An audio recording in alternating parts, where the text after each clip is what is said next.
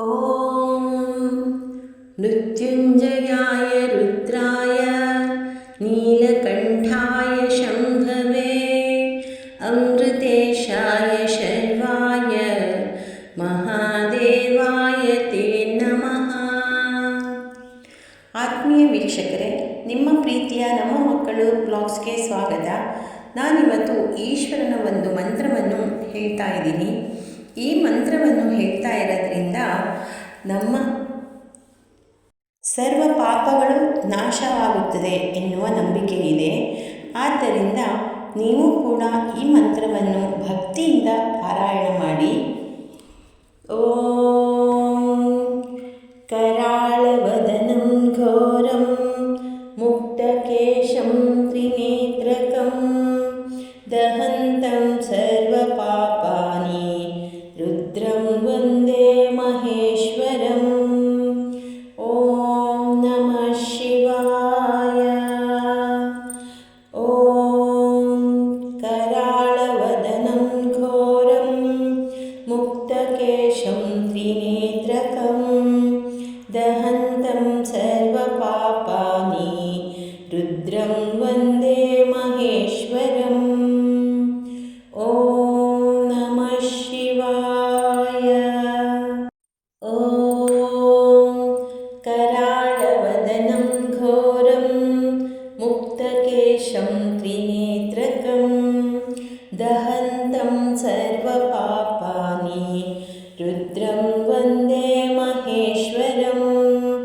ॐ नमः शिवाय.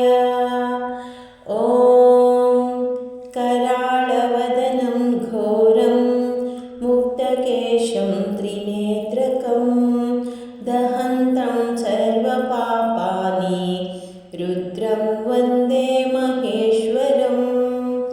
ॐ नमः शिवाय. ॐ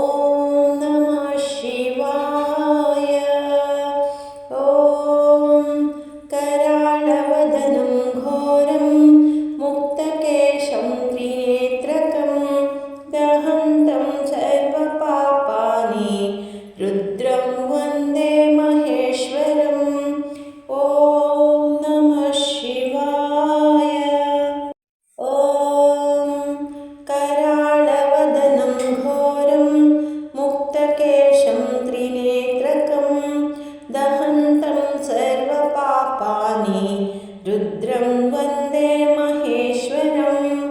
ಓಂ ನಮಃ ಶಿವಾಯ.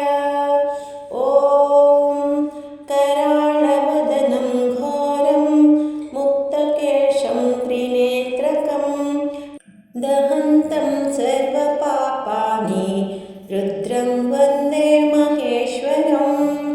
ಓಂ ನಮಃ ಶಿವಾಯ.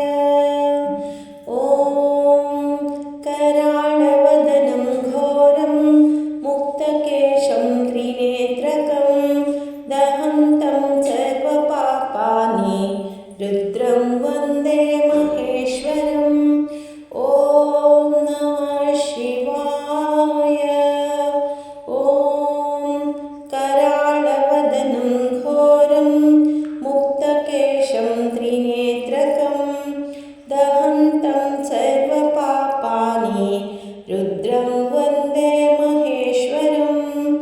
ಓಂ ನಮಃ ಶಿವಾಯ. ಕೇಳಿದ್ರಲ್ಲ ವೀಕ್ಷಕರೇ, ಎಷ್ಟು ಅದ್ಭುತವಾದ ಸರಳವಾದ ಸ್ತೋತ್ರ. ಈ ಸ್ತೋತ್ರವನ್ನು ನೀವು ನಿತ್ಯ ಹೇಳಿ ಸರ್ವ ಪಾಪಗಳನ್ನು ಕಳೆದುಕೊಳ್ಳೋಣ. ಧನ್ಯವಾದಗಳು.